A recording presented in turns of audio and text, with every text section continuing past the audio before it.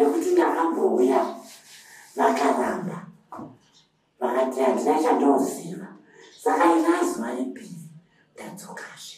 Ndakazozvinzwa manje nezvinhu zvakandirwadza zvikandibata nekuti zita raakapiwa izita raamwene vangu.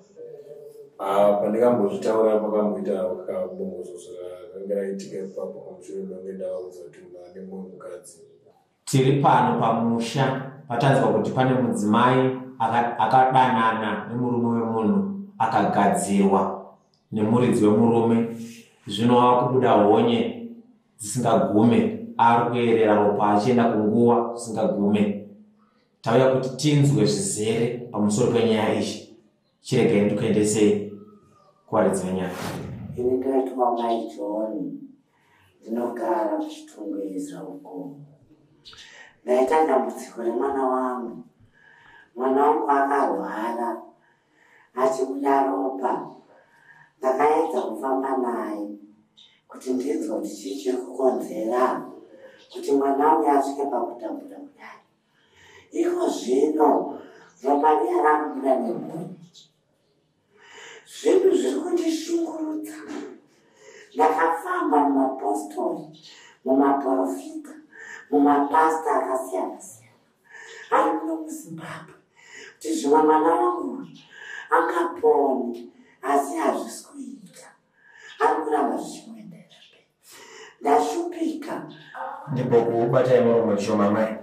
Musikana ava nenguva yakareba sei asangana nedambudziko? Mwana uyu ane mwedzi mitatu aine dambudziko iroro. Kusazoziva kuti paakatangawo aipoti haiwa zvichapera, asi ini kubvapo ndakaziva mwedzi mitatu. Alright. So chii chaita kuti muzosvika pano pamba pababa, mati baba ane zviya? Pababa Tadiwa namai Tadiwa, chii chaita kuti muzokwanisa kusvika pano uye masvika muchitsvaga rubatsiro rwupi kwavari? Chaita kuti ndisvike pamba pemukwasha wangu baba Tadiwa. Mukwasha wangu anotodanana nemwana wangu. Mwana wangu, mufana wangu uyu atoonewo mwana wake anonzi Sara.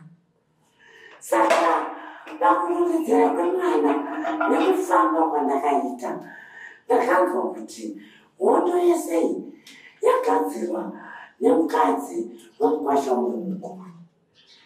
Ndosaka ndasunga ndauya pano. Alright. Saka zvirava kuti zvabuda pachena kuti amai Taku ndo vari kunzi vakagadzira mwana wenyu mushure mekufamba kwamaita ndonyaya dzamuri kuti? Ndinotenda nekuti ndakambouya vakaramba vakati handina chandoziva, saka ina zuva repiri ndadzokazve. Alright. Mati baba avo, baba Taku ane mwana wenyu anonzi Sara. Ane makore mangani? Ane 3 years. Zvirava kuti vatova nenguva vachifambidzana? Ndinotenda. Baba Taku, muri sei kudai? Zviri kunzi mune mwana anonzi Sara, munobvumirana zvere nenyaya yekutaurwa namai? Hongu ndobvumirana nazvo.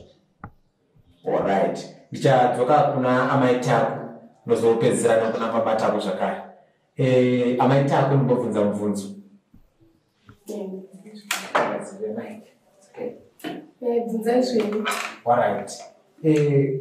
Amai vari kutaura kuti kwavakafamba vachinoudzwa kunzi imimi ndimi makafamba kuti baba Taku vaiti kumbopanze, ndimi makafamba kuti mupedzane nedambudziko rekuti baba Taku asati kumbopanze. Ndinotenda ndakato mumba mangu mamusina rugare. Murume ndasingachamuoni mumba aigona kurara asipo. Ndikamubvunza maita bongozozo mumba, saka ndakati ini regai ndimbofamba ndimbogadzira imba yangu. Alright. So zviri kunzi vane mwana anonzi mwana anonzi Sara. Mwana anonzi Sara ari kusvika 3 years. Pese apa munange mazvinzwa here kana kuti makazozvinzwa ipapa ndakazozvinzwa manje manje nezvinhu zvakandirwadza zvikandibata nekuti zita raakapiwa izita raamwene vangu saka zvinhu zvakandirwadza. Alright, so ichienda kuna baba Tako, nyaya iri pano iri kunzi amai vataura vega kuti shuwa ndindakafamba. Pavakauya ambuya nemusikana manga muri pere kumashure pakuti takambouya avakaramba tikadzokera mushure wenge musikana arwara.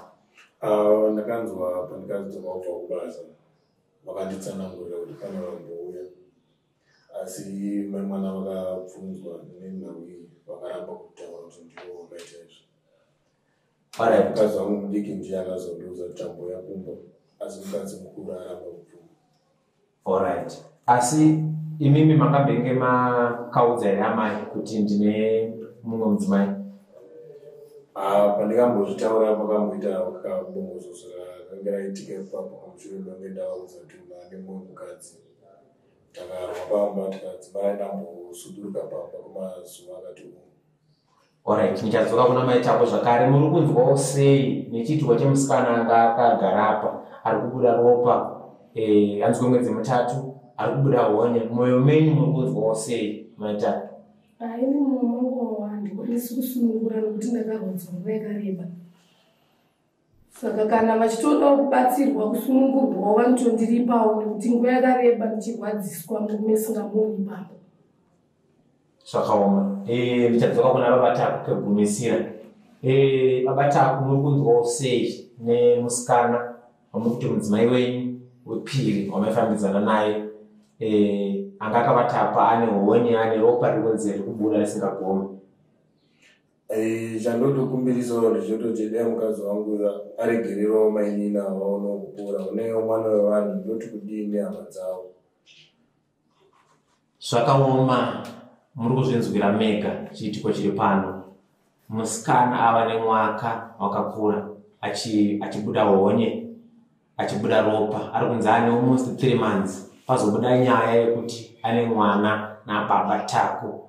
Amai Tako mushure mekuvabatikana nazvo vakasarudza kufamba kunobatsirwa kuti vagadzire musikana anova girlfriend rababa Tako.